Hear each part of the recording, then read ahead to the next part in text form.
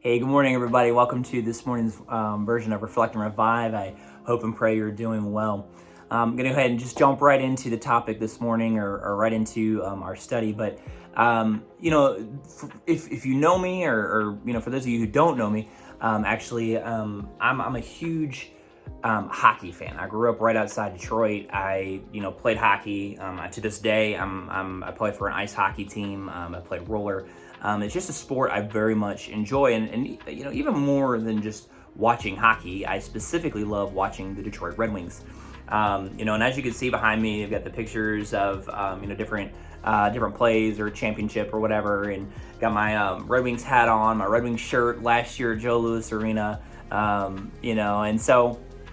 I would consider myself a huge fan. In fact, you might see a different version of me, just ever so slightly, if you were at my house and I was watching a game. And you're probably going to hear, depending on what's going on, I might get a little more enthusiastically, yelling or, yeah, let's go, or, I might get frustrated, like, what are you doing? But one thing I don't lack in that is enthusiasm. And it kind of led me to where we're going this morning. I heard this statement on a podcast I was listening to for work this week, and it says that light shines the brightest when the room's the darkest. And if you ever thought about that, where like if you're in a room, it's pitch black, no lights, no windows, nothing. Even a small light from your phone can make a huge difference in seeing just a little bit of area around you because it's just so dark, so.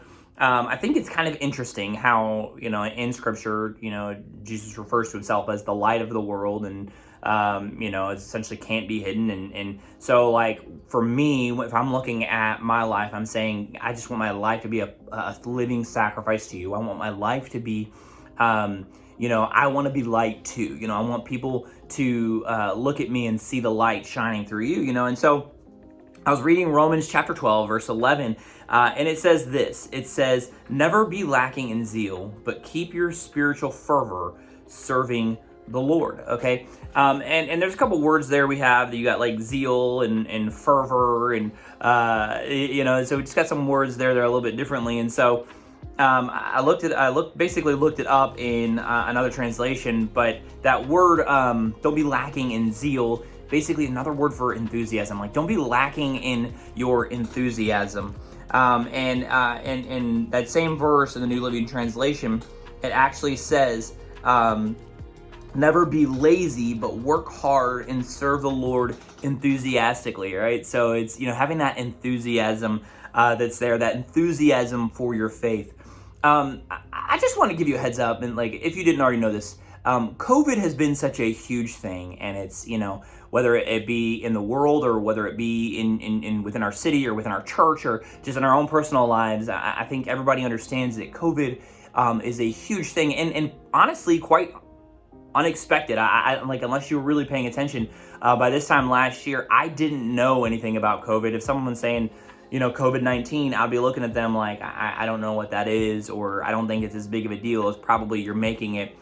So it may have caught me by surprise, but I can promise you this, COVID didn't catch God by surprise. We learn in these times, and not that like, obviously we've got a lot of darkness going around just within our world. There's just a lot of stuff is going on, and so it draws me to say, hey, look, I just need to basically do the best I can to enthusiastically serve God, to enthusiastically just go after what he has for me, to not be lazy, and that's going to fuel my intimacy with Christ. It's going to fuel my reality within my world, and so that word fervent, as I was looking it up, basically it's another word of that intentionality, which I just thought was so awesome because, as you know, it's my word for the year is just intentional. And so showing that like servanthood, or showing that intentionality and serving the Lord in the way that we love others, and the way that we speak his name, and the way that we are ambassadors for Christ. Like, I've been to hockey games where I've seen, fans where it's like really cool things are happening and everybody's like freaking out, and then you just got like this one person who's sitting there just kind of, and it's almost like I feel like God is calling us to just enthusiastically chase after what he has for us.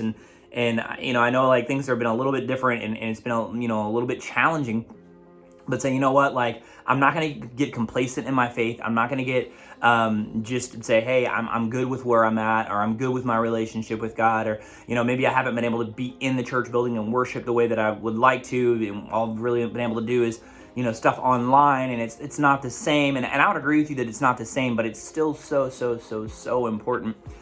Because it's our way of connection. It's our way of connecting with each other. It's our way of connecting, with God. And so we look at that and say, hey, I want to chase after what you have for me. And in doing that, I don't want to be lazy in my faith. I don't want to be complacent in my faith.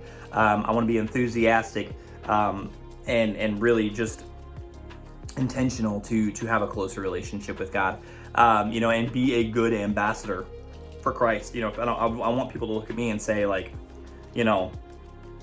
yeah, like, oh, like, no, like that makes sense that you're a Christian. Like I can see it in you, and or I see something different about you, and I don't know what it is, and the only way that we're going to do that is if we're drawing closer to Jesus, and we're drawing closer to, I think even the people around us, our community of people that we have that are going to challenge us, that are going to help us grow in our faith, and in our walk. So just want to challenge you, just, be enthusiastic with your faith, like be very intentional, and, just serve God to the best of your ability and draw closer to him.